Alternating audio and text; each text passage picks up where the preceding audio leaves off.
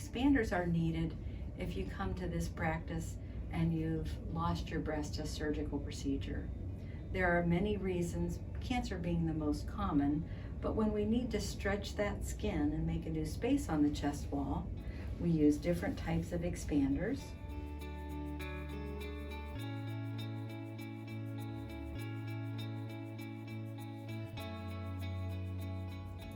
And these are the type that I prefer. They are also smooth surface, like the implants that we choose, either saline smooth or silicone smooth. Our temporary expander devices are smooth. They do have in them a contained port. I just want to show off how that works.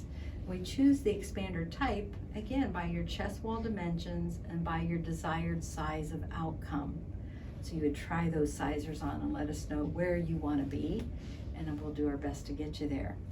So for this demonstration, I wanted to show how, when an expander is in place, how I find that port and what the procedure is here in the office.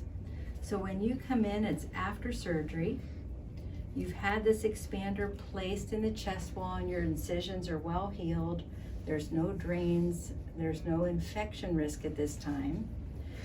You would be, I'm going to use this as if this were your skin. So if this were your skin envelope, it's all healed and closed and covered up.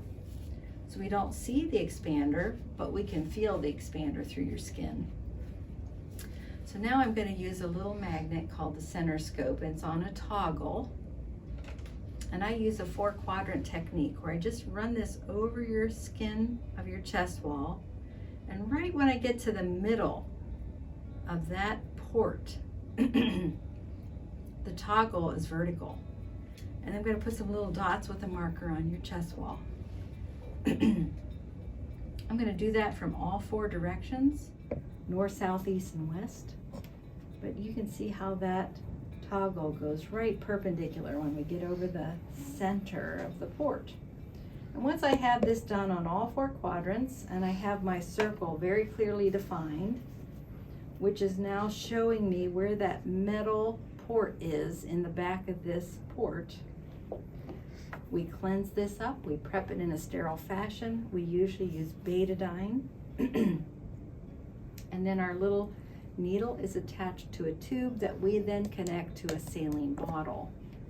And then I, with sterile gloves, go right through your skin with this needle, right into that port.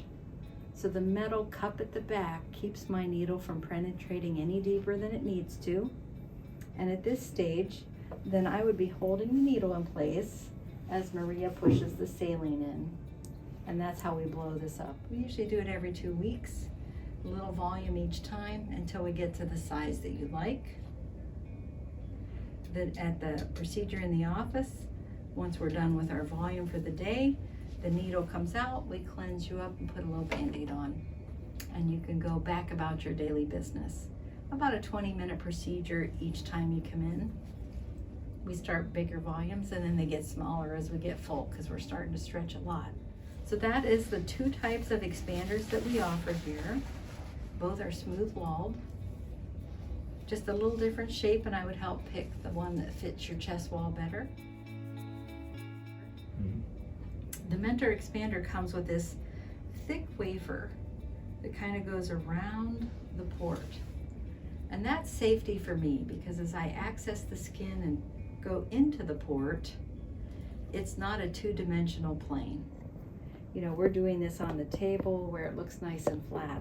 But sometimes in the chest wall, it can have a different position because of the way your ribs are shaped, or maybe the way it's starting to fill out.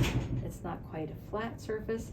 So if I were trying to go straight through your skin and this was angled, it has a safety zone around the perimeter that even though I might miss the port exactly, I still have a safe zone when I pull the needle out, it's not going to leak. A wonderful benefit to the Mentor expanders that they have this injection safety zone by this thick wafer that helps me when I don't get right in the perfect spot.